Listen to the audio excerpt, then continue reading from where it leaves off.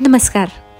एक तरी ओवी ज्ञानेशांची हे डॉक्टर वीरा करंदीकर आणि डॉक्टर हेवी इनामदार यांचे पुस्तक. आकाशवाणीवर झालेल्या कार्यक्रमाच्या या पुस्तक आवृत्तीचे आपण क्रमशः वाचन करीत आहोत.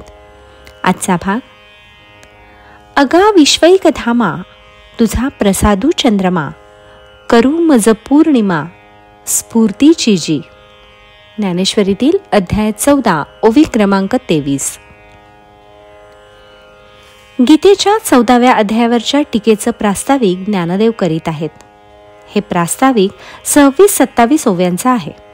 ज्ञानदेवांना प्रिय असणारी कुंडलिनी योगातील साधना, भावनेला आवाहन करणारी ज्ञानी पुरुषांची भक्ती, कल्पना विलासाला वाव देणारं विभूती वर्णन किंवा प्रतिभेला आव्हान देणारं विश्वरूप दर्शन असे विषय जिथे येतात तिथं त्या त्या विषयाला हात घालण्यापूर्वी प्रसंगानुरूप काही ओव्या लिहाव्याशा वाटल्या तर ते साहजिक आहे.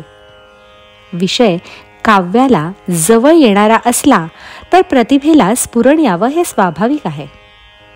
पण 13व्या अध्यायात तत्वज्ञानातल्या सिद्धांताचं विवरण करून झालं आणि त्याचा उपसंहार ज्ञानदेवांनी केला तो साहित्याच्या अंगानं.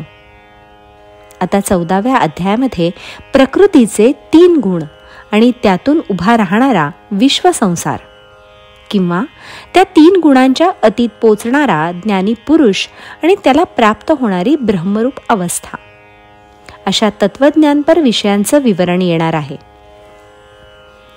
तर त्याच्या विवरणास सुरुवात करण्यापूर्वी ज्ञानदेव जे प्रास्ताविक करतात त्याला साहित्याचा स्पर्श होताना दिसतो. तत्वज्ञानातले सिद्धांत नीट स्पष्ट करायचे तर बुद्धीच्या ठाई तसं सामर्थ्य हवं. पण तेवढाच उल्लेख करून ज्ञानदेव थांबत नाहीत. आपल्या प्रतिभेला जाग यावी असं ते म्हणतात. आपल्या बुद्धीच्या डोळ्यांना वाणीचं सारं अफाट विश्व मोकळं व्हावं.